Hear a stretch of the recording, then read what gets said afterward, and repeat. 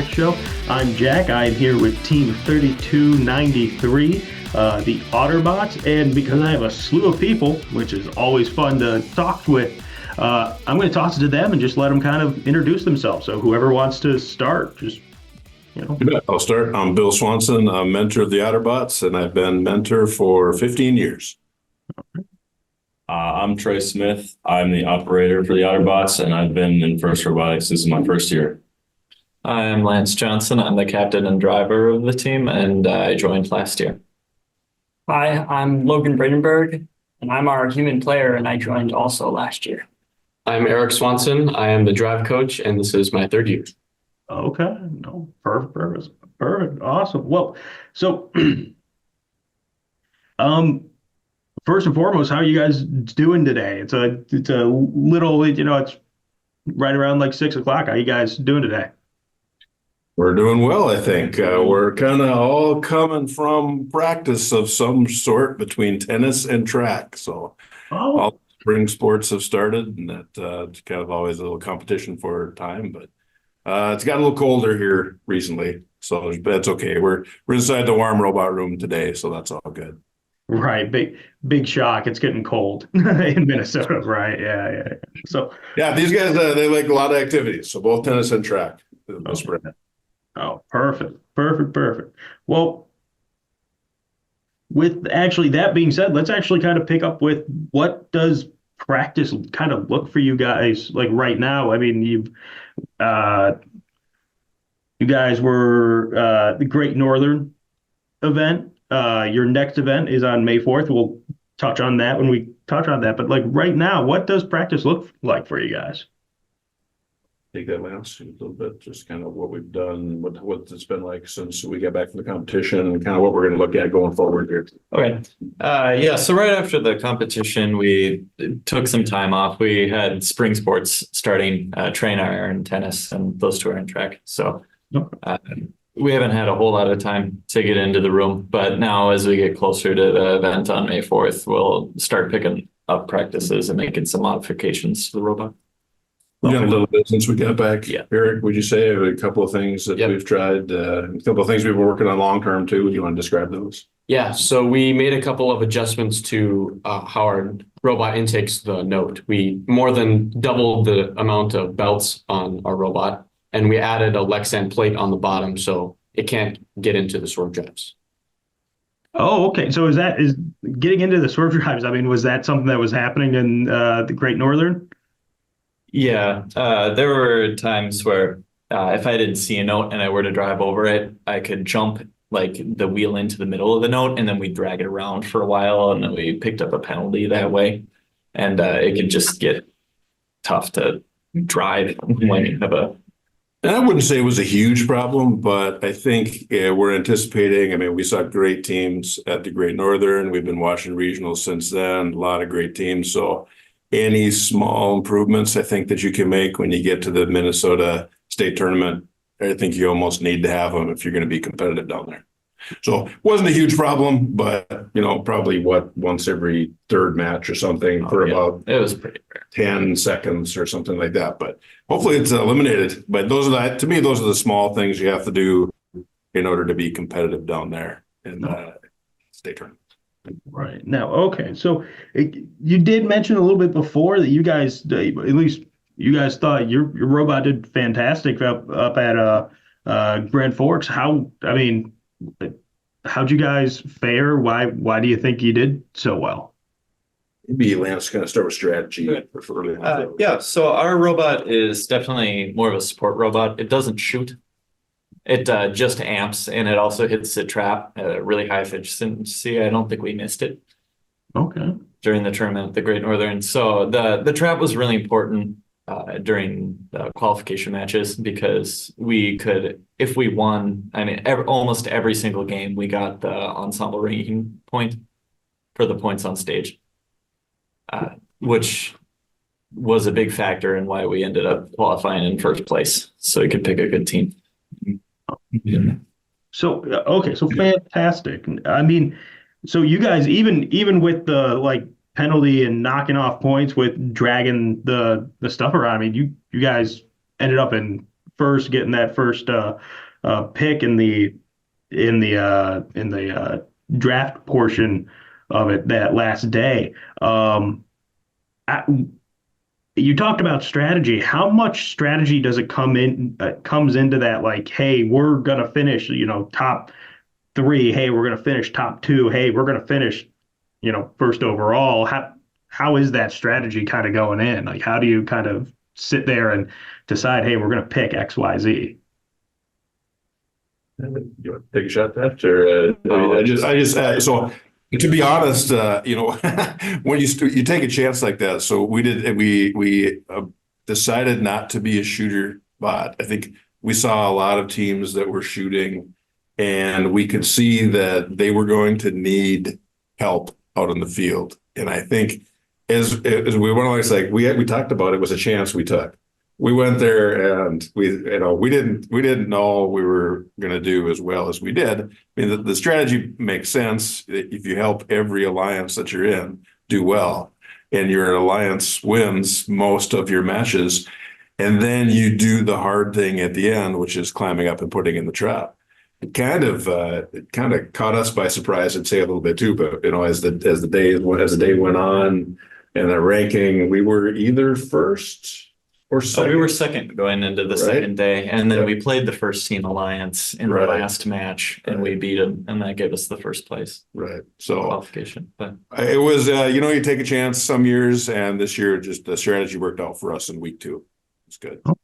Okay, so and you just brought it up. I mean, you guys were second, went up against the first place team, won in that last match, which flip flops your team, which means you get the first overall pick. I mean, if I'm remembering correctly, I know you had like lunch but did you have lunch in between, or was it like, oh, okay, hey, it's instant, we got to go get these picks in? It was pretty quick. We did not have lunch. Yeah, it was very quick. We knew that we wanted to pick Inconceivable, or we picked the number 2 team, Thunder, but we figured they would decline, and they did, and we wanted Inconceivable after them, and we knew that pick, but our third pick was kind of a lottery. And getting down there, weren't exactly sure who we wanted to go with. And in the end, though, it worked out fantastically. Yes, yeah, we picked a rookie team, and they were just super excited to play with us. We had a blast playing with them, and even after the regional, the amount of thanks that we got and the amount of contact has really been tremendous. It was Laser Sharks out of Minnewaska. The kudos to them. They made it to the state tournament as well, so we'll get to connect with them down in the Twin Cities on May 4th. No joke. That's awesome. Now, you did already kind of bring up a few tweaks and everything else you've decided to make. Any other big tweaks from, Grand Forks to May 4th, or? Yeah, there are, but we're going to keep that under wraps for right now. The Otterbot's got to do the, great mentor from the regulators and accelerators, Matt. He came up to us in the pits one of these years. He said, "You Otterbots, you always do something weird." And we do. We like to do something different. We like to try to surprise ourselves sometimes and other people. So we have something in the hopper that we're considering here that we'll see. We'll see how it plays out. But it's under wraps at the moment. No, that's perfect. That's awesome. That is awesome. That's a heck of a. But you did, and Lance mentioned climbing. And one of our favorite memories from the tournament was actually during the tournament, we pulled something off, and Treya, maybe you'll have to describe that. Was in the help me out, Eric. Which match was that? It was our second match in the playoff. Our second playoff match. Yeah. Go ahead. Yeah. So in the second playoff match, our main shooter, Inconceivable, had there's a little mechanical issue, so they couldn't shoot into the speaker. And speaker. Yeah, that's so. And we're an amp bot, so we can't put up high number of points just by ourselves. And it was like, I'd say 3/4 of the way through the match, we thought we came up with a strategy of let's just put 2 in the amp and try and, because that's, in the trap, and hope to score the most points that way. So we did that, and at the last second, we dumped the note into the second trap, and we ended up winning because of that. It was like a super close match the whole time. It was super, exciting. I think it was one of the most exciting matches we had at the whole regional. Oh, yeah. It was really, and it was not known when what happened if we would win. Oh, yeah, it was, When yeah. the score came up, the crowd was behind us. It was probably one of the best times of the regional. It was awesome. Yeah. With about probably 30 seconds left, the inconceivable shooter broke, and it was neck and neck. Yeah. I think we were both at about 60 points. And and because we can only go on the amp, we could only score one point at a time there. So we had to do something, and Trey and Eric and I just all knew right away that we had to go for the double trap. And of course, the mentors and we know nothing about this. All we see is the robot coming back down again. Oh no, the robot's broken. And all of a sudden somebody said, I think they're going for a second trap. What? Mm-hmm. Yeah. And I think because we had so many end game points, those aren't calculated until after the game is started. I mean, it looked like we were going to lose by 7 points when the buzzer went off to end the game. But when all the scores were counted up, I think we won by 1 or 2 points. It was awesome. It was great. That is again, so kind of going back and like hearing the crowd and the whispers of all that, like it is so interesting because I learned about robotics, this is my second year covering everything. It is crazy. Like the fans, it really is like I've heard it be described as this way, as it is a rock concert for nerds. It's awesome. It really is.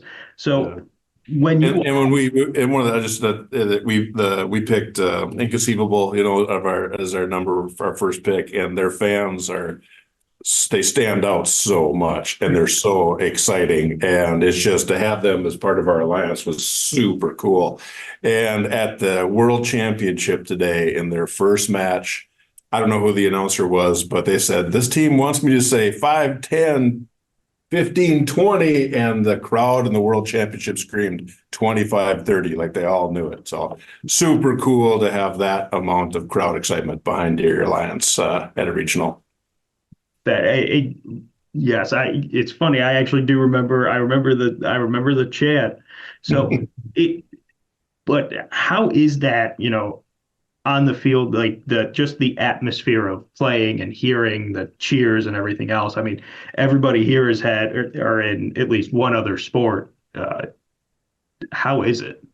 Logan, go ahead. What do you think about being out on the field? Logan was down there every time, and you were on the fan side of the field. I was. Since we were an amp-only bot, we ended up having our human player at the button station most of the time because it just worked out that way better, and I could help line up our robot a little bit. But yeah, it's nothing like any of the other sports I'm in. It's a lot louder, and you're in there, and the lights are all bright because you're underneath that spotlight, and all the fans are up there, and Inconceivable's fans are, like we said, we're like no other. It's a feeling I haven't had in anything else.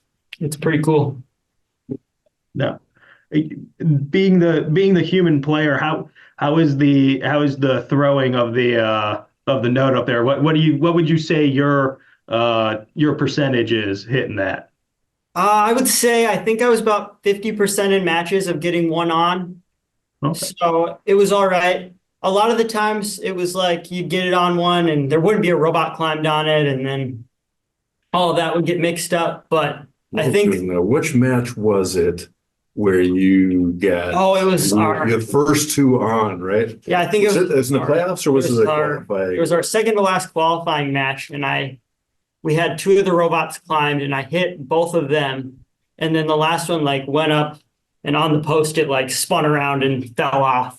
And the last one. That was definitely another crowd moment because the crowd, they thought you were going to get 3 in a row. That's pretty cool. But yeah, I think it's a fun portion of the game, but I think the button pushing and making sure you time that right with all the different sensors was much more important than that. But focusing in on both factors were very important, I think. No, perfect. Now, you guys, I mean, you guys keep on mentioning the trap, and I'll say this. I mean, you said early on, like, oh, Otterbots always seems to be doing something weird or out of the box or what have you. Um, I mean, I've talked with so many, teams and everything else where they just look at the trap and they go, it's not worth it. So what got to your like where you're like, no, that thing's completely worth it. We're all about this thing. Here, you want to talk about trap a little bit? Yeah, so traditionally the Otterbots have always kind of been an expertise at the end game. And this year, it's not worth a whole lot of points, but it does help with the ranking point. As long as there's another robot climbing and you yourself get the trap, you're always going to get the ranking point every time. And so that's what shot us into the number one position. But the main problem with that this year is trying to stay underneath 27 inches so you can go under the stage. But the way with the geometry and trying to get up onto the chain and then up into the trap, you have to have a double extension mechanism that also, you bring the chain all the way down to the bottom of the robot. And that was something I think it deterred a lot of teams, especially because it wasn't that many points. They didn't see the value of the ranking point as much. I'd say it deterred us as well. Yeah. We struggled mightily to try to figure that out. Yeah. In fact, I think at one time we said, we're not doing this. and then Eric came up with something actually from a design from 2016. He proposed something and I said, I don't think that'll work. But it didn't take me too many minutes to say that might just work, right? It was like it was quick turn. A few minutes like that. So and going into that, just that decision of like, no, this can work or what have you, like, how is it? And again, we're going all the way back to like week 0 that, here's the game, here's how you play it, everything else. And I'm guessing that's where you're coming up with the majority of your ideas and everything like that. I mean, is it really like, hey, just put any idea like out there and we'll look at it? There's no bad ideas, or is it really just like, hey, we have a few people that just here's the ideas? Oh yeah. Yeah. So at the beginning of the season, we said, the first couple of days we meet, we don't even, work with any tools. We just talk and we talk about the game and we look over the rule books and we have a whiteboard in our room and we just write down a ton of ideas. Anybody that says anything, it's always going to be a discussion and come into consideration. And then the other thing I remember we did put all of the height measurements on the board. Yes. Trying to figure out what the real problems would be between trying to this challenge and that challenge and where the big issues are. Even like at the beginning of the season, nobody's done this before, so you really don't know. You gotta figure it out as you go, and you kind of recognize this looks like it would be really hard, so maybe it's worthwhile trying to do. But then, 3 weeks in, you're like, boy, this is really hard. Maybe we might not make this. No, again, it's so interesting because you're talking to a guy who can't. I'm gonna burn toast. All right, like I'm not. Whenever I see you guys in the pits and everything else, it just absolutely amazes me. I'm like, I could never, right? So being able to do that and then, have a discussion and then try something else and then trying something that other people are just like you guys are saying, kind of shying away from. That's really unique and awesome. Now with the May the 4th event, anything special planned for that one, or is it just, hey, we're just gonna keep on doing the things we're doing, we're not gonna rock the boat? I think, we want to do the things that we do. We want to try to help every alliance better. I think teams that have played in a second regional have probably improved their systems a little bit. And so, I don't think we have any illusions that we're going to be ranked first in the state tournament going ahead. But if we can continue to help teams out and do our thing, and I think, like all teams, if you do what you do well and don't make mistakes, I think we're go down there, have a bunch of fun. Perfect. No. And then there's just there's always a limit as far as, you only see the teams that you see when you go to one regional Grand Forks. And there's so many amazing teams in Minnesota, and we've been following them and seeing how they do at the regionals, and looking forward to seeing all those fantastic teams. And we're following down at the World Championship as well. They from their autonomous to their trap climb, there's some really impressive machines. No, absolutely. It really is crazy to like remember back at week 0, seeing, I mean, you only had a handful of robots that could even move, let alone have autonomous. Then Grand Forks was, holy cow, everything is so crazy. Now, We could talk about that a little bit. Maybe Eric, you want to talk about week 0 for us? Oh yeah, that's right. So we were our robot wasn't fully ready for our week 0, so we weren't able to go.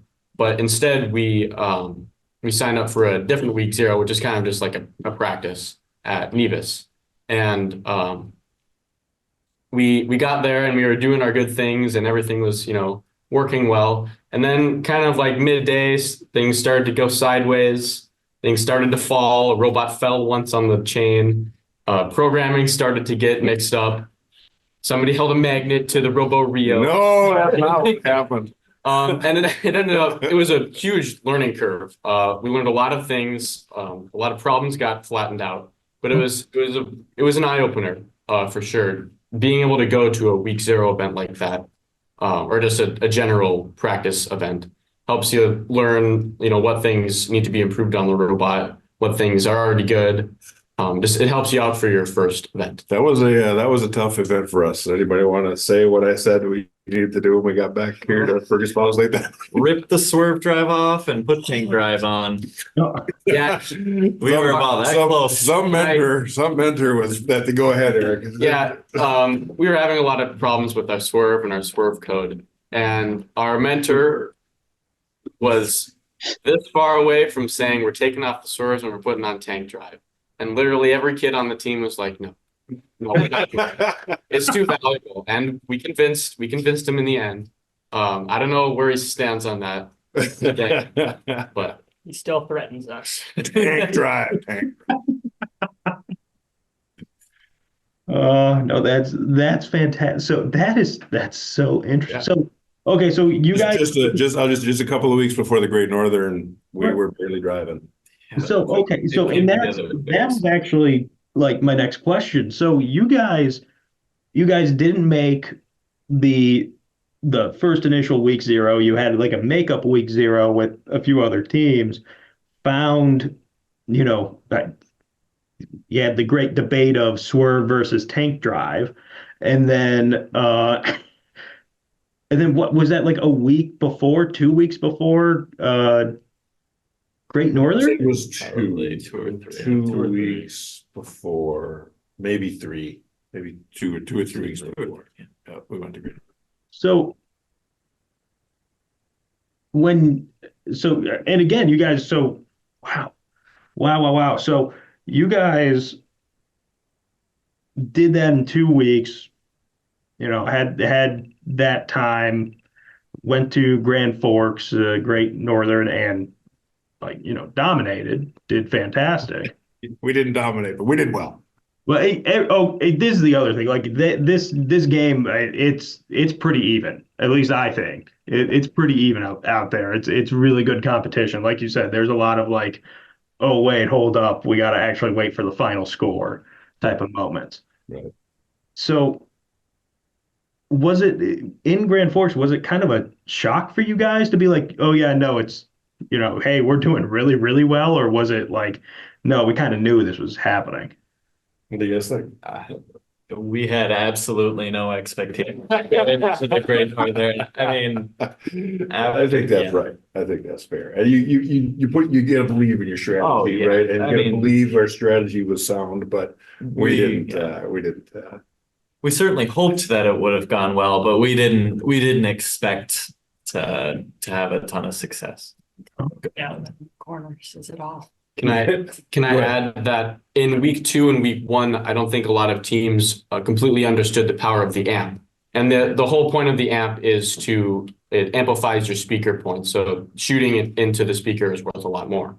And teams, they could have gotten 20 notes into the speaker, but if they weren't amplified, it wasn't worth nearly as much. And so in week 2, being an amp only bot, we had the speaker amplified a lot more. And even if our teammates couldn't really get a whole lot of notes into the speaker, we still racked up points and eventually ranking points because of that.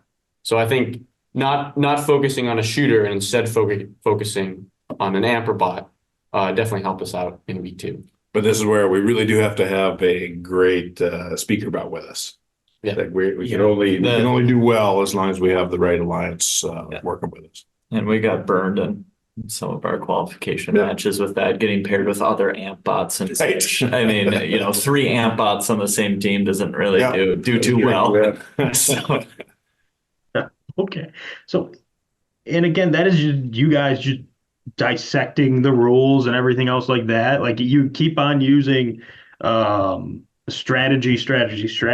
I mean, and you guys seem like, that is in the forefront for you. So that's awesome. With that being said, May 4th, let me say this. You didn't have any expectations, it seemed like, going into Grand Forks. What are the expectations for May 4th? To cover expectations for May 4th.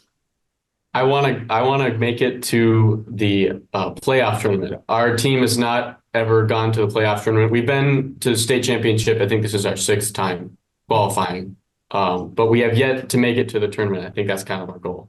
Just like the afternoon tournament. So you get 8 qualifying matches in one day, which to us, we set the goal at the beginning. A lot of teams set the goal to go to the World Championship. Otterbots really want to go to the state tournament. State tournament is so much fun. You get 8 matches, which is nearly, what did we play? 9 of it? Grand Forks? We played 9 in Grand Forks. You get 8 matches in one day on a Saturday. And so you're playing, you turn around, you play again. You play about every half an hour, 45 minutes. So machines can break down, the more complex machines can break down, but you gotta stay on top of your machine as well. And then you get ranked, and then you play in the afternoon tournament, but only 12 of the top 36 teams in Minnesota get to play in the afternoon tournament. So like Eric said, we've been there. We qualified 6 times, or the 6th time qualifying. So hopefully, I guess that's always our goal, is to play in the afternoon tournament. No, perfect. Well, before wrapping up here real quick, I'm just misremembering, but did we have 2 seniors here? That's correct. Okay, so real quick for the 2 seniors, going through robotics and everything else, has that kind of changed any, or kind of guide you in a certain path for what comes next in life, be that college or what have you? I always knew that I wanted to be an engineer. That's kind of been my plan ever since I was little. But this has done nothing but affirm that that's what I want to do. I'm going to go into specifically aerospace. But something about FIRST that has really helped me grow as a person, as well as the social aspect of it. I mean, just being able to walk up to people that you don't know and talk strategy with them, and everybody's always really friendly. I just think that's something that FIRST does that gives, future engineers a good skill set that, engineers aren't always the most social people. Words are hard. Words are hard. So, that's something that I've appreciated a lot through FIRST. And so this is my first year doing robotics. And it was last year during summertime where I was like not too sure on like career path heading forward. And coming up on your senior year, you kind of want to get that figured out pretty soon. And I had an idea of like I kind of wanted to do engineering, but there was also like maybe I'll do welding or something like that. And Lance told me to join the robotics team. And I guess that just super reassured that engineering is what I want to do with the rest of my life. That's fantastic. And what is it? I mean, Lance, you put it perfectly with, the game's fantastic. I love watching the game. That's awesome. I love building the robots, but the coolest thing, at least in my eyes, is really seeing what robotics does with self-confidence. And I believe Olaf from Techno Tiger says it. Oh, too, yeah. Yeah, Never. says it really, really good. Where he said, "We're helping, or we're making the employees that you actually want to employ in the future with robotics." So it's always a pleasure talking with anybody in the robotics. Yeah. Olaf and Kay from Nevis are just the best. They're some of the best representatives for FIRST Robotics here in Minnesota. So they're just fantastic. And I work at Otter Tail Power Company, and Otter Tail's lucky enough to be able to have a couple of former Otterbots employed with Otter Tail Power Company now. So, and I think Lance did an internship this year at Otter Tail. So I think Otter Tail Power Company recognizes that kids on the robotics teams are special and have a special skill set. No, absolutely, absolutely. And I don't think there's a better way to kind of end it there. But guys, seriously, thank you so much for taking time to talk with me today. It's been awesome hearing all the stories and reliving the season. Best of luck with the event on May the 4th for you guys. Any last? Thanks, Jack. Thanks, Jack. Thanks. Pleasure. No, absolutely. Pleasure's all mine. But anything you want to say before we end it? I think we're good. Looking forward to seeing everybody down in the Twin Cities on May 4th. It'll be a blast. Absolutely, absolutely. So for everyone else, we'll be back. Engineering, architecture, land surveying, environmental services. We have the experience to tackle all manner of projects. Widseth is known as a firm that is solid, agile, and versatile. And that's the kind of reliability you can expect when you engage us on your project. They are invested in our community. They are invested with our people. They're going to create a product that's going to exceed our expectations every single time. That is why we go with Widseth.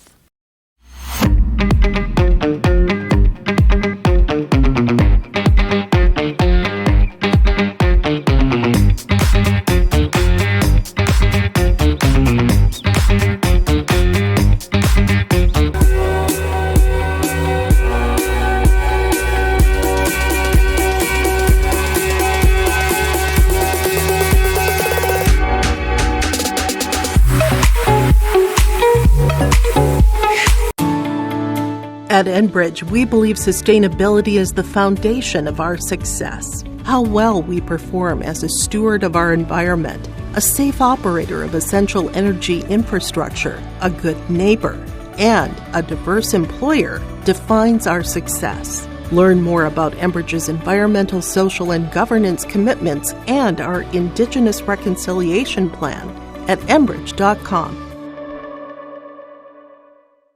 And it's time for the Your Live Event Robotics Show here on yourliveevent.com. Here with a couple members of Full Metal Jackets out of Perham, Minnesota. They are team number 3297. And it is Elsa, Jaden, and Addie. And girls, just overall, how's it going here today? And how's the season gone so far? I think pretty good. Yeah, I think it's been pretty great. You know, it's definitely one of our best seasons. Yeah, it's definitely been, the last few seasons have kind of been building the program more, just with like a switch from mentors, and now we're finally getting like that foundation. A little more popular throughout the school and this town, getting more recognition. Yeah. Awesome. And like you mentioned, it's been a very successful year for you guys, as you guys will be going to the Minnesota State High School tournament later this year, or later this next week? In a couple weeks. 2 weeks. 2 weeks. May 4th. Yeah. Awesome. Yeah. Let's just say next month. And just overall, what are you guys looking forward to here the most as we approach closer to the tournament? Ooh, definitely. Yeah. Building the team more, we're excited to just fix a couple things and get down there and try our best. Yeah. Have fun. For sure. Definitely have fun. Yeah. And I also understand this is the second year in a row you have qualified for it as well, correct? Yeah. So last year was the first year our team has ever qualified for state, and then we qualified again this year, just barely, but we made it. This is an award that we qualified for. You said you qualified through an award? Not us, but if a certain team that didn't get their reward, we were able to go, and they ended up unfortunately not getting that award, but fortunately for us, it allowed us to go to state. Yeah. Awesome. Well, just overall, taking a look at this year's event, what do you guys think of this year's event, Crescendo? I thought sorry. I thought it was very interesting. It was like, it had a lot of aspects to it, but I thought it was cool how like they had the music theme play out throughout it all. I thought it was pretty cool. I would have liked maybe a little more intense end game, because I feel like there's not a really high stake to this end game like there was in Charged Up. Yeah. I remember sitting in kickoff and just like sitting in awe, because I was like, how are we going to do this? But we because there's so many elements we could have done. Yeah. Yeah, and tell me a little bit about your robot. What kind of put you guys over the top this year and let you guys qualify for state? And what were some things you thought your robot did well and some places not so much?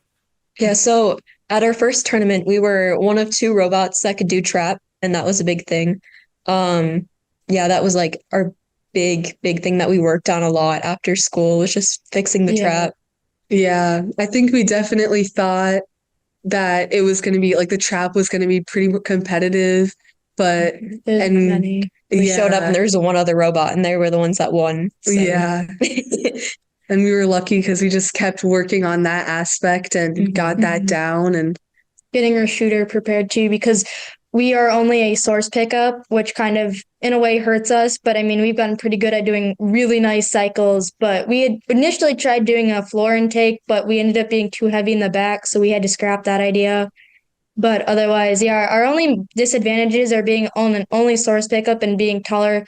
We're one of the tallest robots, so we can't fit quite under the chain. So that's kind of our downfall. Awesome. And what events did you all compete in this year? I guess, just how many did you compete in? So we competed in the Duluth Northern Lights regional week 1.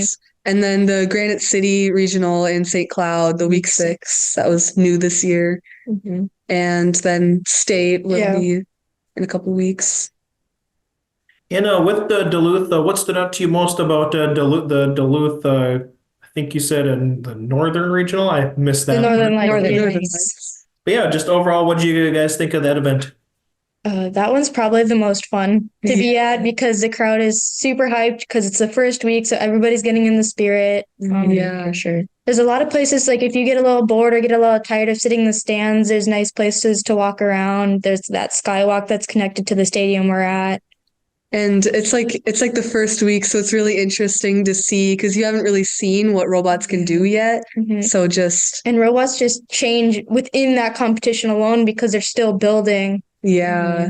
And I feel like that specific event is so unique because there's actually 2 events going on at the same time there. So that's, I don't know, I like that aspect of it, because you can kind of like see what's going on the other side too. I like the crossover. You can see twice as many robots in one competition, even though you're at one. There's 2 of them. Yeah. Awesome. And then you guys also mentioned Granite City. I don't think I've talked to anyone who attended that one yet. So I'm kind of new to it. So you want to tell me a little bit more about Granite City? What stood out to you most about that one as well? So it was the first regional there. So there was some things, that they kind of had to work out a little bit, but I really liked it. Yeah, I don't know. Do you guys have anything? Yeah, I thought that one was really fun. They had like just from a scouting perspective, when you're in the stands, like getting to do like the dancing and all that stuff. That one they had more of, and it's like you're sitting closer to the field, which is also a lot more interesting because you're like everything's so much closer, and then people can like go out in the field and dance and stuff. And because like in Duluth, like building off of what else it says, in Duluth, like you're up in the air almost, where this one, we were in bleachers on the floor. So like, we were on the floor dancing. Like we went on the field a couple times to go dance because we were so close. What was nice is the drivers could hear the teams cheering really nicely. And like you felt closer and more connected with the drivers and the robots than sitting higher up in the stands you would at like Duluth. Yeah. Okay. And tell us a bit about yourselves. What grades you guys are in, what your guys' roles on the team are, what you guys do, maybe your favorite part about the robotics. Just kind of do a quick little profile for each of you. Okay. Do you want to start? Sure. So yeah, I'm Elsa. I'm a junior, 11th grade, and I kind of we both do like impact and then work on like scouting and that stuff, fundraising, kind of team outreach. And my favorite thing about robotics is just how you get to build this like connection with a team. And it's just such a fun event. Like you don't think about really what it is going into it, but there's so many different parts to it that everyone has a place, and you just build like this really nice bond with your team and then finding somewhere to get comfortable with. I'm Jaden. I'm also a junior. I took over a lot of our team's media this year. I help a lot with scouting. I do a lot of our outreach and fundraising and impact a lot of things. My favorite part about robotics is just like there's so much more to it than like you realize going into it. Like my first year, like I didn't realize what it was until we got to competition, and it was just like so much more than I thought it could be. And yeah, I just really like that. So I'm Addie. I'm a freshman, so I'm in ninth grade. I am part of the build team. I am actually the only girl builder on this team currently, hopefully to get more girls on our team to build. But I mainly focus on our wiring and building. I mainly focus on the wiring, but I build here and there to try to just get used to the equipment and how building works and how to get in that building mindset. But yeah, my favorite part of robotics is probably the same as also kind of building that founded family that you kind of just get to know everybody, and the competitions, like all the teams are there to have fun. Nobody's like, you're not really in that competition. You're there to build friendships with the other teams, to dance, to have a fun time. I think it's really a lot of fun. Yeah, and just kind of hearing from the three of you here, two of you guys kind of did a lot of the similar stuff, but then there's also the build aspect of it. I know that one thing people tend to not understand, not realize about robotics is that it's just more than building robots. It's about kind of doing these other extra things that maybe people wouldn't realize that. And I guess you kind of want to just speak on that a little bit, and how kind of you figured that out, and the impact that kind of has on your team as a whole and the community. So like a big part is like fundraising. Like we wouldn't be able to do anything without our fundraising. So like we both wrote our fundraising letter and sent it out to hundreds of businesses that are like local and global. Also like just the business side of things, like managing our money and just keeping everybody in order and everything organized is like a big part of it. Yeah. And like I probably would have joined robotics a lot earlier because I just joined like my sophomore year, and I would have joined it a lot earlier if I had known the different like aspects and different things, how it's not just like you said, building a robot. Because I was like, I'm not really that great with tools and stuff. But yeah, just definitely last year seeing how there's a place for everyone, and really everybody. Yeah, like anyone could do it and find an area that they can really excel in. Awesome. And Addie, you mentioned you're kind of more on the building side of things and a lot more of the wiring stuff. Did you kind of have a background in engineering and different things like that before you joined, or is that kind of stuff you're picking up throughout the year? We actually allow eighth graders to join, and I joined my eighth grade year because Paulson introduced me to it in his class. I had no background experience, but there's been a couple of our teammates who are older gentlemen, like they have helped me throughout my time here to learning. They take the time they stop building, they sit down and explain like the aspects and how to do it, instead of just being like, here, watch and learn. Like, yes, you watch and learn, but they sit down with me and teach me how exactly it needs to be done, or how I can do it through problem solving and just learning by watching everybody do it. Awesome. And what's been a favorite memory of robotics so far for you guys, and maybe this year or past years? Just what's been like kind of a memory that stood out to you most? So like this year I kind of took over our media. So I do like the media, and I like go down and like actually take pictures. So I really like being down in the field and like actually experiencing it like right in front of me, because you're so close. I really like that. Yeah. I'd say the team dinners we have, because we stay here till like 8, or we can go up to like 8:30 at nights, and so we bring in each family brings in a dinner some nights that we stay late, and I guess those are just really fun because we just bond over things that going on in robotics that day or just goofing off and being teenagers. One time, so last year at our Duluth competition, there was this Walmart that we thought was really close to our hotel, and it was not. And it was like dead winter. It was snowy. It was like dark out, and we walked to this Walmart. It was like a couple miles away. We crossed a highway, and it was definitely an experience, but it was really fun, just like a memory that our team could share.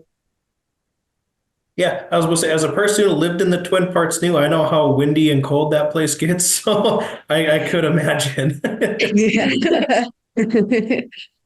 Awesome. Well, I was about to say, I knew there was going to be something kind of funny popping up because every time I ask that question and people look at each other and smirk, I know that there's going to be something funny.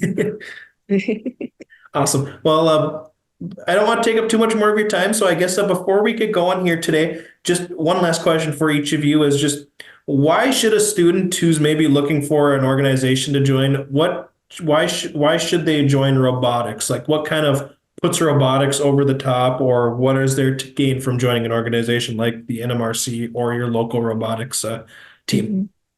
So there's just like, I feel like robotics just like shows you like there's so much more that you can do. Like when I first joined, I didn't really know what I wanted to do. And like joining it just like opened up like a new world to me, kind of. Like there's just like such a community in it. And I don't know, I have a big passion for it. Yeah. Yeah, I would agree with Jaden, and kind of like what we said earlier, just like how there's so many different things you can go with. Like you could be you could do coding, you could be a builder, you could do like the wiring and media and impact and outreach. And I think that there's just like just trying it out and just seeing where you fit and then getting comfortable with it. And yeah, like Jaden said, you just build like a really big passion for it and just the connection with the team and everything. I think out of robotics, you get a lot more life skills like than you think you'd get. You get your leadership, you get your respect, you get you learn how to build relationships, you learn how to like communicate with others in other parts of fields that maybe you don't communicate in. Like they said, like there's so many opportunities, like there's no space for like there's space for everybody. Like there's no one that can't find a spot in robotics. I just want to point out another skill, interview skills. Yeah.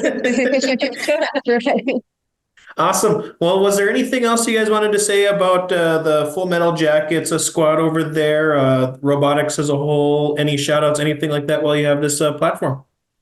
We have an Instagram. I think it's Full Metal Jackets 3297 if you want to follow that. Or Facebook, I think it's the same thing. Yeah. Shout out to our coaches. They really built this program. Like Mr. Paulson, Mr. Bell, they like dedicate so much time to this and energy, and just they've really made it. They're the reason we're here. Right. Yeah. Like without them, we would be how successful and getting to know the people we get to know now. And even just all of our team in general for being here, to putting so many hours in. We're here because of us. We're here because of them, that they put in that many hours for us to be this successful. Yeah. Well, awesome. I appreciate your three time here today. Again, thank you for appearing on the show here today, and good luck down at the state tournament in the cities. Thank you. Yeah, thank you. Yeah, thank you for having us. Yeah. And it's time for the Your Live Event, a robotics show here on yourliveevent.com. Here with a couple members of team number 3134, the accelerators out of Cass Lake Bena High School. It would be Mia, Kaylin, and Iris. And then, of course, Jesse, the advisor of the accelerators. And guys, you will be going to Houston here in a little while. You guys are going to nationals. And just overall, tell me, how does it feel to be representing the NMRC in Northwest Minnesota over in Houston? Yeah, it'll be our first time going, and it'll be nice to kind of show that like small teams can also do like all the same things that the bigger teams do, and be able to represent our small little town at Worlds this year. Awesome. And how about you two? I'm personally really excited about it. It's definitely going to be a huge leap to go all the way down to one of the biggest states in the U.S. and one of the biggest cities. So definitely looking forward to it. Excited about meeting all the new teams and showing off that, like Kaylin said, we're just as much good as them, and that we have a lot to gain from this. Okay. Yeah, I'll just add into it's the World Championship, so there's going to be teams from all over. Brazil and China and Australia and Europe and Canada and Turkey and Israel. There'll be teams from everywhere, and just I'm excited to see the kids' reaction to the venue because it's a huge venue. There's 8 fields going on at the same time, 600 teams there. I'm excited to see the kids' reaction to that and just how they interact with some of these international teams, because that's something that a lot of folks up here in the North Country probably don't get to experience very often. Awesome. And just overall, what has been the key to team success overall this year? What has kind of put you guys over the top this year, and that will just kind of what put you guys over the top this year?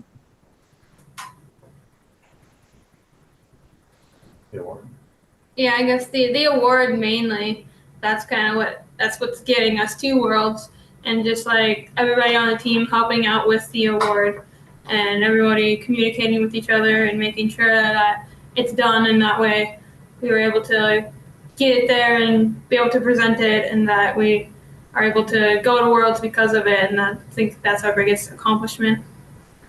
Okay. And then for our listeners at home who might not be too familiar with the award, you just kind of want to explain what it was, and just a little bit like that. So the first Impact Award mainly focuses on what your team does in like your local community and like things like outside of the competition. So like they're looking for things that you do for like with like the younger generations, like Lego League and FPC and different like tech things that you do, and then like ways you collaborate with other teams and organizations to be able to make sure that first continues on into the next generations, and that your team is helping that kickstart that along each year. Why do each of you guys think it's important to be kind of like to help out those younger generation of I guess robotics students, and just why is that an important thing for you guys over at Cass Lake? I would have to say to keep the legacy going on of how women can also do great things, because we're an all-girls team, and to have younger generations of girls come in to experience the joys of robotics. I think personally it's just a wonderful thing. Yeah, I was kind of saying like the same things, and it's just to ensure that like your team still has like a legacy, because the younger generation is the next generation, and so like getting them involved with it, sparking their interest with it, because the sooner they know about it, the more they'll want to know as they get older and be able to want to do this stuff. Because like I came onto the team on like 7th grade, and like that really helped to be able to know more stuff by the time I got to high school, to be able to be like in the team as much and know a lot more. So that helped a lot too. Okay. Mia, did you want to chime in on there at all? No, that's pretty much all. But since they are younger, they are able to learn faster than if they were older when they started. Awesome.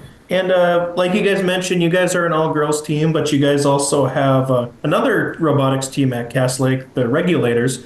And I guess just overall, how does having those 2 separate teams, or that kind of form one big team in a way, but obviously 2 separate teams, how does being able to have kind of like that other team in the same kind of school as you guys, how does that help you guys out a little bit? And also, does it kind of add some sort of little rivalry between the 2 teams? Yeah, I would say like sometimes like we call them our brother team, and like we kind of bounce ideas off each other. And when it gets to competitions, we do kind of get a little competitive because it's robotics. You want to try as best as you can and get, and like it's just nice to have like someone else there to be able to do all these different things, bounce ideas off each other, like help each other if they need help. And so like not one team is struggling, we make sure both teams are at the same pace. Okay. And you just want to tell us a little bit about each of yourselves, how long you guys have been in robotics, what your guys' role on the team is, and maybe just like a favorite memory of the past few years, and yeah.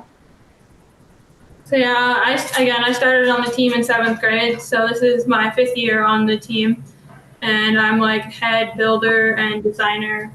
I've helped with the Impact Award, and I've helped design our team buttons and our trifolds and whatnot. And so I kind of dabble in a little of everything, and that's just kind of how it is being how small our team is, that everybody does a little of everything to make sure that everything's still flowing well. And I'd say that like a good memory would probably be when we made it to state last year. Like that was one of our goals from last year, was to make it to state. And to be able to like make it there was probably really good for our team. I joined just about like last year when they were all going to Idaho. I joined in like the last minute. It was more like I kind of threw myself into the deep end for robotics, but the team was such a lovely people that they helped me kind of blend in a lot quicker and everything. And now I am one of the, I've recently become the lead manager of scouting for our team. So I handle a lot of the scouting aspects of that. Okay. I joined last year near the beginning, and it was because one of the coaches is down near the middle school. Awesome. And do you guys know what you want to do after high school yet? Or do you guys have an idea, anything like that? Do you guys know what your kind of future plans are yet? I kind of want to go into psychology. Okay. Yeah, I was kind of looking into like building or constructing or like manufacturing, something that you use your hands a lot with and you're able to make a lot of stuff, build stuff. And I like hands-on work, not a desk job. Yep. I'm not sure, but I've recently been looking into sort of like health and stuff. Okay. And Jesse, as an advisor, I guess you just kind of want to talk about this group of girls that you have over here for the accelerators, and I guess just overall, what have you thought of their performances this year, and just how proud of them you are, or how proud you are of them going to representing you guys down at Worlds. Sure. Yeah, my name is Jesse Frost, and I've been doing robotic stuff for like 12 or 13 years now. I've been coaching both teams, even back when it was a co-ed team before the girls broke off. And you see a lot of kids come through. We've had some great ones. We've had some that have gone on to be very successful in their careers. And I know they would say it's even partially because of the program that they're doing what they're doing and doing as well as they're doing. So it's always good to get a new group of kids through. Right now, we don't have any graduating seniors, so I have these girls for another year, and we'll probably be picking up a few new ones. But we don't just build robots. I mean, the award that we won is because of all the other things that we've done, is host programming camps and run off-season events and help set up and tear down and run STEM camps and all these other things that these kids are part of. And it takes a ton of time and a lot of work on their part and the mentor's part too. But I don't know, we built a pretty good robot this year. That's not what got us to championships, but we're going to go down there and we're going to compete hard. The girls will be presenting their Impact Award down at the World Championship level too. So they've been practicing a little bit and trying to brush that up. So that's going to be an experience for them. But yeah, it's really a passion of mine is working with these young kids, the boys and the girls, and giving them experience that some schools don't offer, and a lot of people really wouldn't think about. It's such a different beast, this robotic stuff, as opposed to like a football or a traditional sport. So it's an opportunity for kids that might not be into that kind of stuff to express their creativity. Awesome. And I could have all four of you guys kind of chime in on this next question, but just ultimately, how would you sell robotics to maybe a kid who's like interested? Like, what's one or two things that you would say to them to kind of get them to join, or what would you say to them as a reason that they should join robotics? I would say there's a niche for like everyone. Like if you don't really like hands-on things, there's the awards side of stuff, there's the scouting side of stuff, there's like sponsor stuff. Like there's so many different things that you can do on the team. And it's just one of those things like you're not gonna know unless you try it. And like kind of like the first time they come up, we'll kind of show them the build stuff, we'll show them the awards side of stuff, we'll show them like scouting stuff. And so that way they'll be able to see like all the different things. And then they can decide, okay, I liked this a little more, I didn't really like this. So then like they'll be able to see that. And I think everyone should like at least try robotics out before they say no to it, because like I wasn't really sure about it my first year until like I really got into it, and I'm like, well, I really like this, I want to continue this. So I'd say like everybody like try on the robotics team and learn something, or even like the FLO team as well. You need to drive robots, guys. You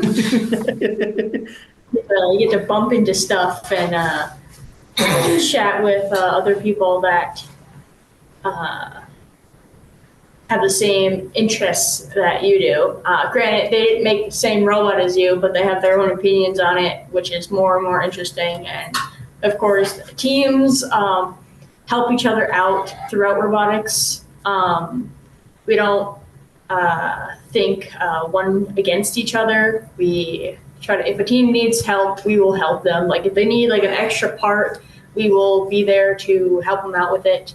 Because at the end of the day, everyone deserves a fair chance to win and everything. So. Okay.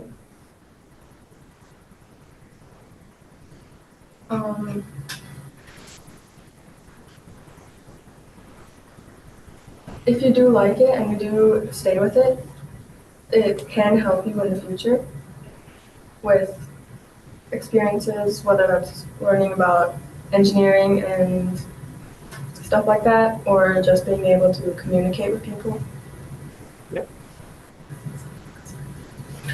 Yeah, and I'm always trying to do some recruiting with kids that I see that have an aptitude in my classes. I try to get them to stick around after school, and I've gotten several kids like that. But yeah, I mean, if you want to entice them, I mean, we go on cool trips. You get to get out of school to attend these competitions. Like I said, we went out to Idaho, and we've traveled all around Minnesota and North Dakota doing these things. And then, like Mia said, it's hard for kids to look that deep into the future sometimes, but it does provide a lot of opportunities. It does provide scholarship opportunities and experiences that really aren't had anywhere else. So it's hard to get kids through the door, but once you get them through the door into a competition, you usually have them for the duration.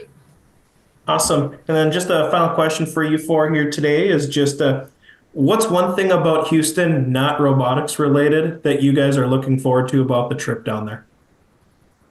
I would say like all the different teams from like around the country. Because we went to Idaho, there's a few there, like some Chinese teams, but like there'll be like a whole lot more of like diverse people, and then just like all the different like food we get to try too. I would have to say the landscape, maybe the people, of course, down there as well. But see how Texas looks like. I've heard it's beautiful. I've heard pretty excited, and I kind of want to go touch the ocean before I leave. It's on my bucket list. So I'm really hoping Frost will let us go down to the ocean, right? If time allows. Pretty much the same. Like food places, And pretty much just saying how different it is down there than it is up here mostly. And then people from like different parts of the world as well. I'm looking forward to 85 degrees and barbecue. Awesome. Well, guys, I have nothing else for you guys here today. So if there was any shout outs, anything like that you wanted to get out of the way before we have before we get going here today, was there anyone you wanted to shout out, anything like that? I just wanted to say one thing that I personally love about robotics is the fact that teams can be very professional and playful at the same time so that everybody has fun, and that you don't see that a lot in some sports. Some sports get too competitive and a little bit hurtful on some of them. So robotics is definitely very different from the rest, and I really like it. It's really cool. I'd like to shout out to all the people that support us with materials and funding. This is an expensive sport to be in. We have some fantastic sponsors.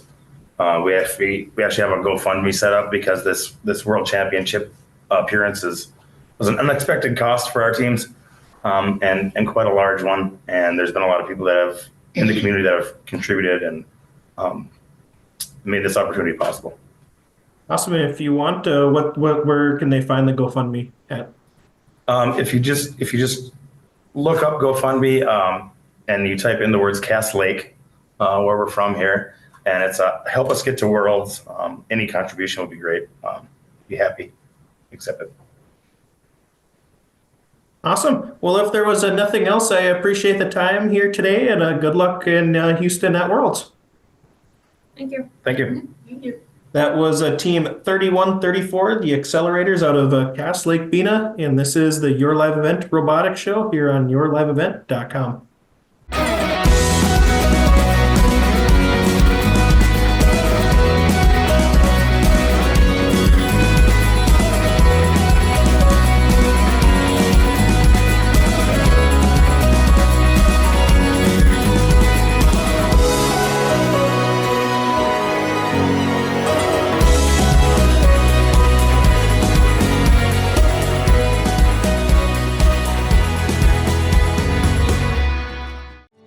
A foundation forged in their grandfather's shop. Matt and Mike Martins know firsthand the value of quality machinery. At Martins Welding and Machine, they rely on 3 generations of knowledge and expertise in creating quality products for farmers, ranchers, residents, and businesses across North Dakota and beyond.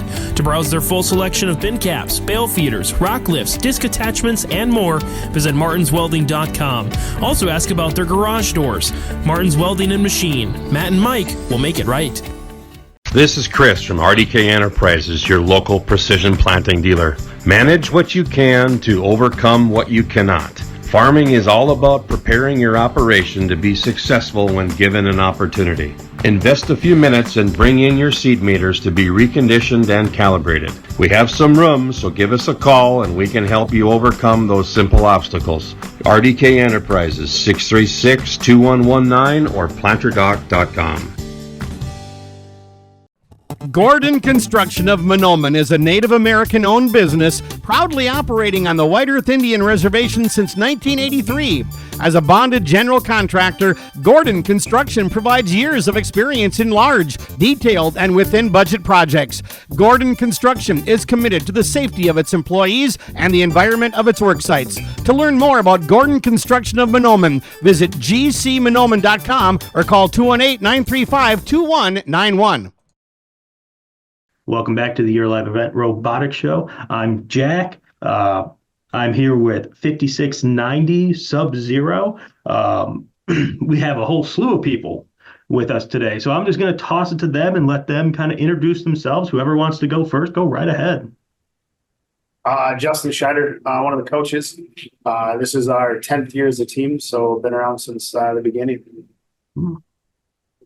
I'm Erica Rudek. I have been on the team for 3 years now, and I am a design and fab member, so building the robot. Okay. I'm Sophia Reeves. This is my third year on the team, and I'm lead of our business department. Okay. I'll keep the trend going. It's also my third year on the team. Levi Belland. I am the lead of the programming department and also the director for the city. Okay. So just so I know, coaches, everyone's a coach here. Or we got I'm a coach. coach. We have two other coaches and about 15 mentors. And 15 mentors. Okay, actually, you know what? With that being said, because it's always interesting to me. It seems like I always thought like the term coaches and mentors are kind of interchangeable. Is there a difference on your guys' team between coaches and mentors? Yeah, the coaches are three of us that are involved, obviously with different departments on the team, but just kind of oversee the logistics of things. We've kind of always kept it as coaches and mentors. But a lot of the roles are the same. I mean, we're here to help the students learn and aid in, the process of a robot, but the coaches take care of more of the behind the scenes stuff that needs to happen for the team to run smoothly. Okay. No, perfect. Okay. Cool. Perfect. Well, let's actually start with, I see on the shirts, on some of the shirts, 10 years for you guys. So like you said, most of you 3 years, but how has the 10 years gone? Anything special for like the 10-year anniversary or anything like that?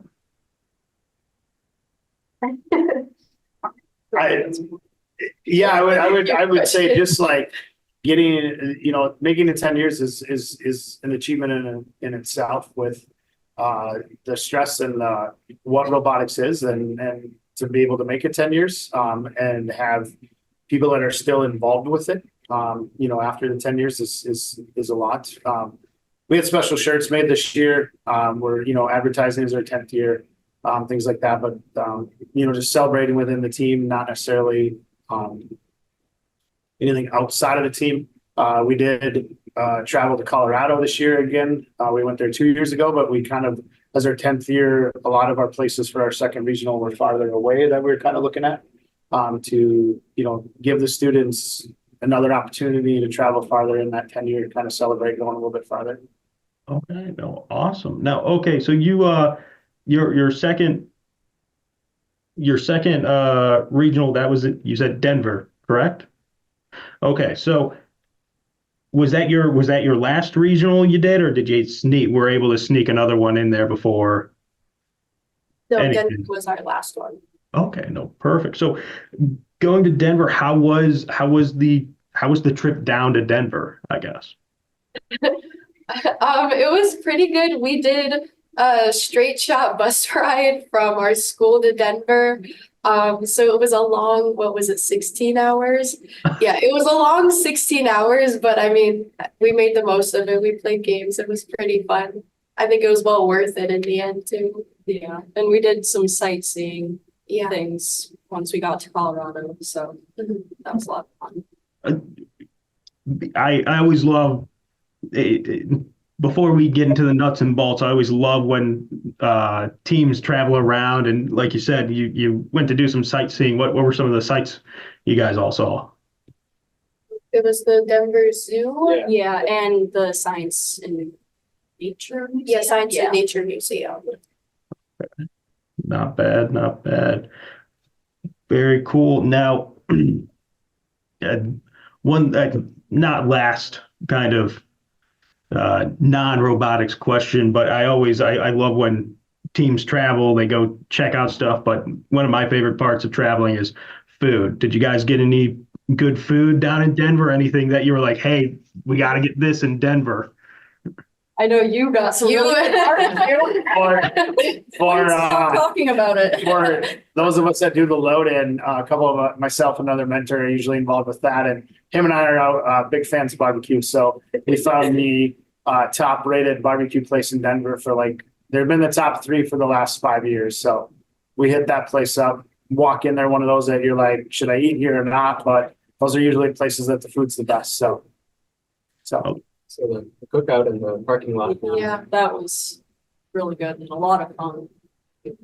We had the opportunity to travel down to Denver with two other teams from northern Minnesota that stayed in our same hotel. And so then, what was it, Friday night, I believe? We had a grill cookout with burgers in the parking lot of the hotel with all three teams. That's so funny. I hear that, it's always like a cookout or something like that. Like, it's really interesting to see the robotics teams like, oh, hey, we're just gonna tailgate for like a hot minute. You guys really do have it down, like the whole traveling stuff. So that is awesome. And Justin, I gotta ask, because apparently you've been talking about it the entire week. So what did you order and what did you eat? Oh man, it was so AJ's AJ Pit Barbecue. That's where it is. So give them a shout out. I'm going back to Colorado in September, so I'm taking my family there. Oh, okay. I got some brisket, some pulled chicken, great potato salad, and then they had a banana pudding afterwards. That was awesome. A banana, that's ridiculous. That's And awesome. then the barbecue sauces were great. And in fact, I brought 2 bottles home. So it was good. yeah. All right, there we go. You got to get the sales team on it. Let's get a sponsorship. Yeah. That'd be great. Right. Now, okay, we've had fun talking about getting down there, eating everything else. Let's get to the meat and potatoes of it. How was Colorado for you guys as a team? Did the robot go exactly how you wanted it, or did we have some bumps? Man, this is mine. Okay. I'd say overall it was definitely a very good experience. My first year on the team, we went to Colorado also, and so it was sort of getting to relive that. There were absolutely some bumps that I think you can talk about, inspection and stuff, but had a lot of fun. Inspection? Yeah, I wasn't there for all of the inspection, but I know we were definitely having some issues at first with an electric current through our drivetrain, which isn't great. Yeah, they always check the frame to make sure that it will not complete a circuit and conduct anything. So it's a nightmare because it's electrical and you got to find it. And we eventually found it 3 hours later, and just didn't really have an explanation as to why it was doing it. Because we had replaced some parts and stuff. So that put us off on the wrong foot. But, coming as a mentor and coach, like watching the kids take that and just run with it and not let that bother them to the point where we didn't perform well, which was really cool. If you want to talk about Levi, like where we ended up placing. Yeah, we made it deep into playoffs, tied for third place in the playoff structure. With one other team from Minnesota who had been staying in our hotel. And then during the award ceremony, which is, that's part of it is your robot performance and awards and stuff. But then during the award ceremony, we were awarded one of the awards. So if one of you want to talk about what award? Yeah, so our team won the Team Spirit Award in Colorado, and oh my gosh, it was just an incredible experience. I think one of the great things about the Colorado Regional, like as someone who I don't work in the pits like during the competition. I'm up in the stands. I do scouting. I go down and cheer with the team. But at Colorado, the team's able to leave the stands and go stand on the field. So we're like eye to eye with the robots. And it's just incredible being able to like cheer for your team and actually feel like you're on the field with them. I've previously been on the drive team, so I know the feeling of being on the field. And it's incredible for those who aren't on drive team or maybe in the future but aren't yet, like to just understand what it's like to be on the field and just eye to eye with the other robots and the other teams. And it was so great just seeing our team get so into it. We really just put our heart and soul into cheering for our alliance and for our drive team and the other drive teams on our alliance. It was just an incredible experience, and I really think we can thank our spirit leads. This year we brought on two like leads for our team spirit. So they organized like fun outfits and just ways to bring the spirit. They made awesome stand signs, and we got these big cheer heads from a local company of our drive team faces. It was just like super fun. I think we all had a blast, and it was just incredible for our team to be recognized like that, but just also to have that experience. Yeah, the MC ended up even taking the big head signs we had of our drive team and brought them around and like danced around while we were playing and started some chants for us. Yeah, it was so cool. great. It was so cool to be able to be up that close and actually be able to interact with him rather than being stuck in the stands. It was really cool. Okay, no, that is awesome. Now, with like an award like that, is that like completely a shock where you guys are like, oh wow, we won this. This is really cool, or are you guys like, you know what? No, we're winning this. I don't think it came as a total surprise, but then we also weren't really pursuing it. Like it wasn't our main goal to go to Denver and win the Team Spirit Award. It just kind of happened and we all just got so into it. And yeah, I mean, we were surprised, but we also were just like, it makes sense in a sense. I don't really know. It was super great though. It's an incredible credit to our spirit leads. They definitely saw a gap that could be filled and picked up the reins. Yeah, organized almost everything to do with our cheering, making sure kids are being loud and getting into it. No. And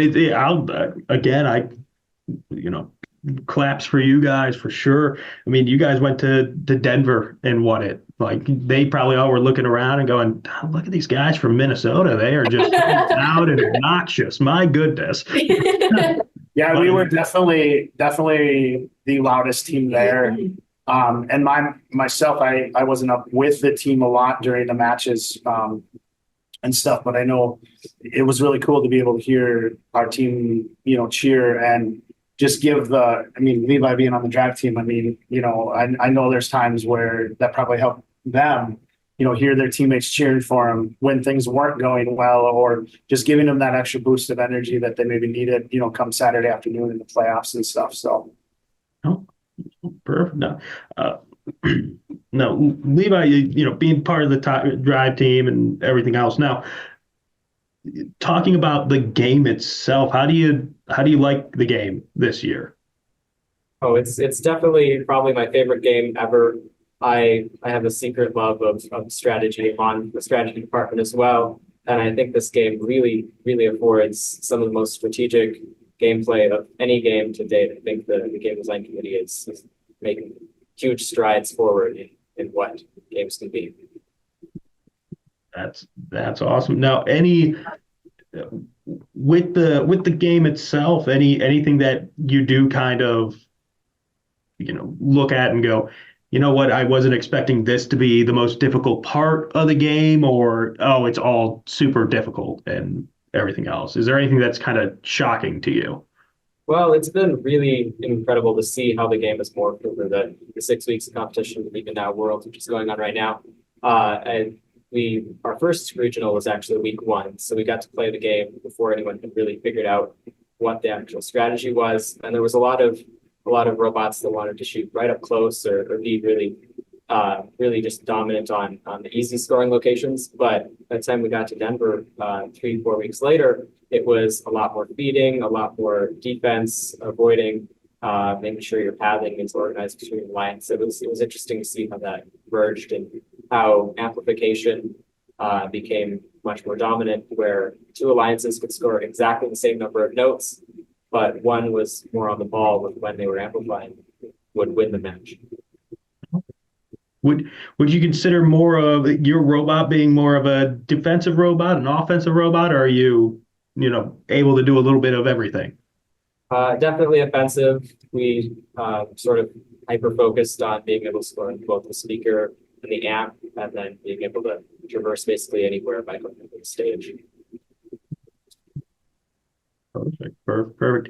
I always love the human element of the game, the score. Who's the best at throwing that note on the stage? Not me. Yeah, everybody tries it because we've had a practice field here. We've also made our own little microphone stand and stuff, and it's interesting to see students just try it. But yeah, we have one of our students who's not here right now is our human player for that. So, but talk about spirit and our crowd. Our crowd had to cheer him on and remind him to throw the notes a couple of inches. So they started that cheer, which was pretty funny. Yeah, he would just get so focused on what is going on. He's my brother, so I love him with my whole heart, but he is a strategy member to the core, and so he would get so into the game, and he'd be standing at the amp just like watching, and then it would get to like 10 seconds and he still hadn't thrown the notes, and so us on the floor, we started yelling, throw, and it was so great. I loved being able to just yell at him. It made my trip. It was kind of funny because I noticed even after a while of us doing that cheer. Yeah, other teams started doing it too, so it wasn't just us. Yeah, it was so cool. That is so awesome. Now, so you guys, like you said, finished. You finished third in Denver.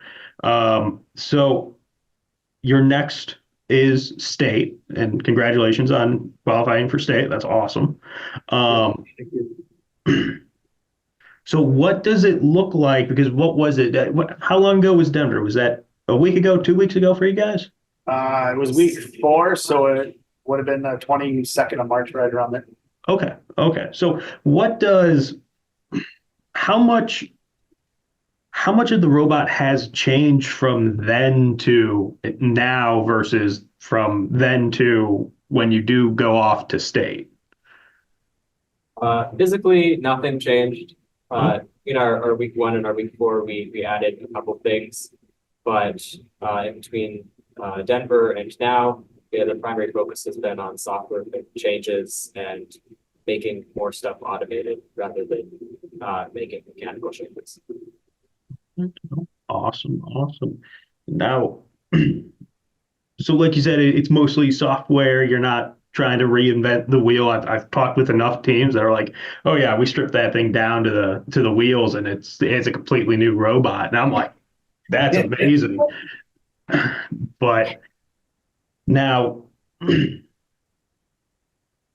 you mentioned you guys had some practice like facilities. You have you made a mic stand and everything else to practice all this stuff. What does practice kind of look like for you guys right now? Is it mostly like, oh, we're still driving the robot around, or is it just mostly, hey, we're just talking about strategy? I'll start this and then Levi can take over. So up here in the northeast part of the state, there's an Arrowhead Robotics Coalition that was started by people that used to be involved on teams as mentors or coaches, and their children have gone through the program and they've kind of passed on the reins somewhere else, and they got together and 5 years ago roughly the state had the opportunity, some money to purchase practice fields. So we have a full size practice field that floats around from school to school on weekends. And Hermantown team, 15 minutes away from us here. They're at Worlds right now, and their head coach went to their athletics director and said, we've never had a permanent practice field place to practice like all the other sports and activities do. So they were fortunate enough to get the field into a facility there for basically 2 weeks, set up the entire time. So that led me to thinking, hey, let's do it here. So we actually on Monday after school are setting up the practice field in our varsity gym to be set up for the rest of the week, all of the time during the day. Don't have to take it down or anything. And then we'll be taking it down next Saturday. So we'll have it for almost a week too. So that's where Levi and the programmers have spent a lot of their time over the last 2 weeks, and will do so again next week. No. Yeah, that field affords us a lot of really good opportunities to mess with programming stuff. especially because it's a full-size practice field, working on autos, being able to be confident if anything goes wrong. It's a full field, so there's field walls and safety precautions and everything to prevent things from going wrong. And then also driver practice, which we'll be doing a couple days next week, will take place with full cycling and the exact experience you'd have at an actual event, because there's a basically identical field. Oh, perfect. Now, I don't want to skip over, states, because it is huge, and that's not this weekend, it's next weekend, correct? 2 weekends out, May 4th. 2 weekends. Okay, May 4th. So you got states in 2 weeks. What is it going to look after states? What is community outreach, anything like that? You guys got anything planned? Also, again, at least from my department, we're going to be looking at, we're doing a lot of programming stuff over the next few weeks leading up to state. And then after state, it's more of a cleanup, wrap up, education for the incoming students who are younger. I'll be leaving because I'm a senior. So finding and filling that leadership role and stuff like that. And then also we're working on being able to publish our actual code for the season so that other teams can use it as a resource for next year, hopefully beyond. Yeah, our design and fabrication department is going to be doing some cleanup and stuff too, and we're going to do a lot of CAD learning for our younger students because it's very complicated. Even myself, I don't know a lot about it. We recently switched over to a new program for that too, so it's new to a lot of us. So. But it helps with the CAD, like it helps the process of the robot. I mean, our robot this year was the most that we've ever had it CAD'd. And we were pushing the 100% that it's CAD'd out, which makes the process of putting it together a lot better, a lot easier.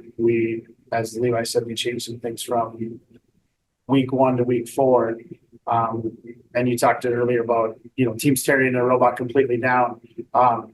I was unfortunately sick the next week, and I came in on Wednesday, and our robot was like down to the drivetrain. The main part of our robot was gone, and they reworked it. And again, CAD was really huge on that stuff. So, but over the summer we do some outreach stuff. There's a local parade in our town. We try to go out and promote not only our team, but help promote other teams. There's a robotics night at a baseball team here that plays the Duluth Huskies in the summer. In the past, there's been 2, 3, 4 teams. This year I could see probably, half a dozen teams there doing those types of things. So we just had our silent auction. Yeah, so looking at like the non-robot side, we just finished our silent auction that we do. So right after Denver, we hit the ground running with getting everything sorted out for that. So we, before Denver, we went to local businesses and asked for donations. We were fortunate enough to get, over 140 items for our silent auction. Some were baskets made by team members. We had families who donated things. We had students in our school with talents that made items for our auction. And so at the end of the night, we had raised over $12,000. So that was absolutely incredible, a new record for money brought in through that. So on the non-robot side practices right now, we're just tying up loose ends, making sure we have everything in writing, just really documenting the whole steps for all of that. So that I also am a senior, and we have one other member on the business department, and she's a freshman. So we're just really making sure that next year can go smoothly. So just writing out what we call the business Bible. So we're creating just a step-by-step layout of the year and just the like tips and tricks on how to do things, how we've just improved our business department, at least over the few years. That's awesome. And again, just hearing that kind of echoed through all the students, which is fantastic. Just saying, hey, we want to leave it better than we got it. Everything else, I think that is awesome.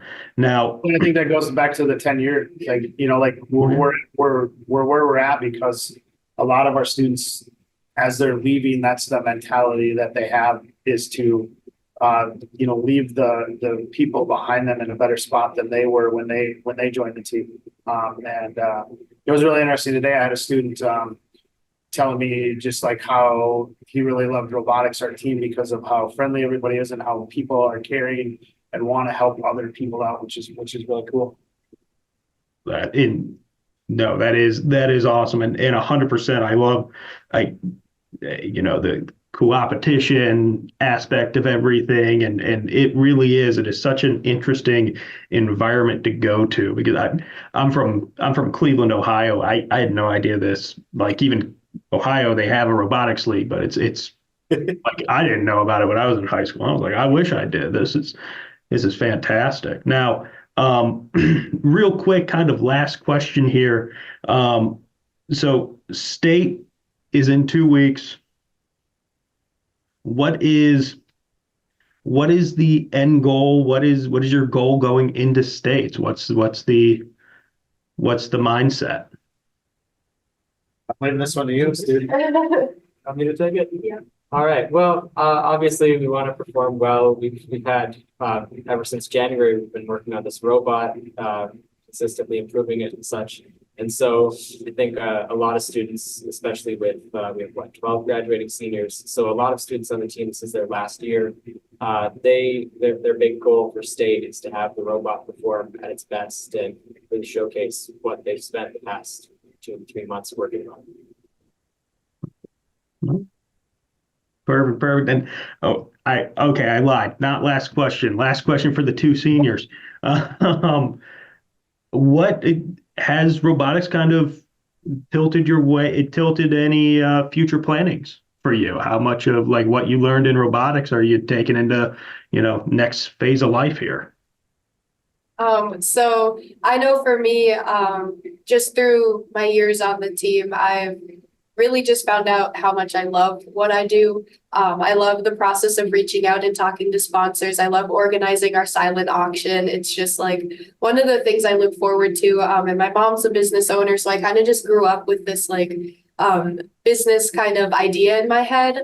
And I was fortunate enough to find out that a college near us has a program called organizational leadership. So I'll be attending that college for organizational leadership, and hopefully transferring then into like event planning and event management after college. And it's because of robotics that I found out that I love doing this kind of stuff. And I'm just so thankful for, one, like robotics has given me the confidence to go out and do these kind of things. If you told me my first year on the team that I would be doing this even like an interview kind of thing, I would have been like, you'd have me mixed up with someone else. I don't know who you're talking about. But yeah, I'm super thankful that I found what I love doing, that I have the confidence to do it and that kind of stuff. It's awesome. My story is kind of similar. I went into the team already liking programming, already being a big programmer. But my first year was very humbling in that I sort of learned what I didn't know. But you know, on the same other side of the coin, I have had 3 years now to learn and really grow and mature in my knowledge to the point where now going out into the job force, I'm super happy with what this provided me and being able to talk to mentors who are in industry and find connections and all of these different things for actually finding a job doing what I like. And that's awesome. And again, like, I mean, you guys have said it, and you have a, you know, a person represented here from everything from the physical game to, you know, business side to fabrication side. The game itself is such a small thing.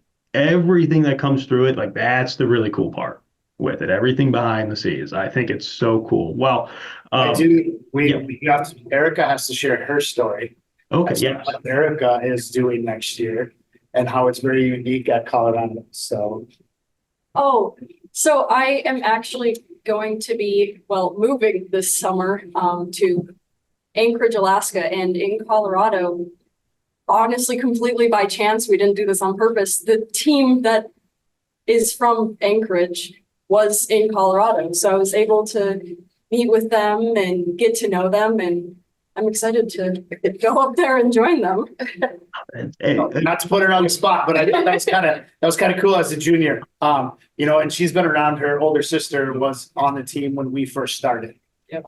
So Erica has been around this robotics thing unofficially for a very long time, and stuff like that. But to end, obviously we're bummed to see her go a year earlier than expected, but it's really cool that she got a chance to meet the team in Alaska. So that's kind of the cool thing. And you talked earlier about how, the connection and different things like that with teams and how teams work together. It was really cool there. Open arms. Her dad actually got a chance to meet with them before up in Alaska too. So, and her dad actually flew down to Colorado, which was cool for her and that team. It was really cool. So that's kind of a cool little snippet I thought it'd be worth sharing in there. No, absolutely. That is so awesome.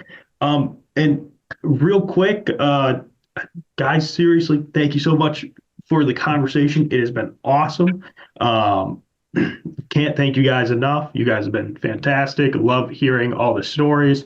For everybody else, we'll be right back.